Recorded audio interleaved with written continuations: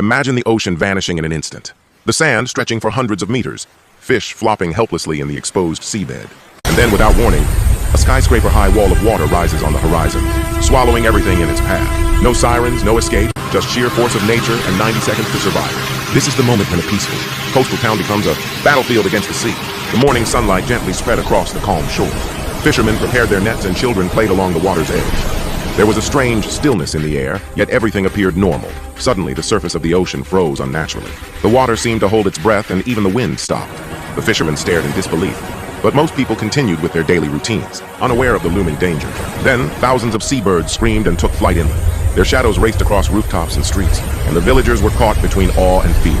The ocean began to retreat rapidly. Wet sand and exposed fish appeared where the waves had been. Boats tipped on the newly revealed ground.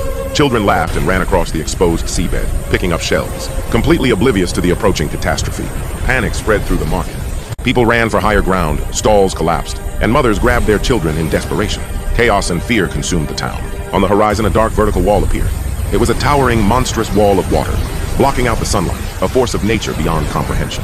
Villagers sprinted for higher ground. Belongings tumbled to the ground and a woman fell, her hands trembling in fear. The warning sirens finally blared, but most people had already fled to safety. The first impact hit the town. Houses and boats were hurled into the air. Cars were swept away. Every corner was consumed by destruction.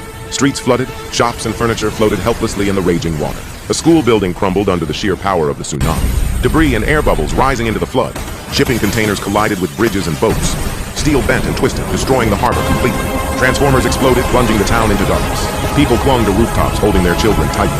As the floodwaters raged below, the sea withdrew once again, and a second, even more terrifying wave formed. The lighthouse toppled into the furious ocean, and the highway collapsed, sending cars and buses into the swirling waters. Finally, the entire town was submerged. Only rooftops and church spires peeked above the dark water. The scene was calm yet horrifying. Everything was gone, but the silent force of the ocean left an indelible mark of fear in the hearts of those who survived.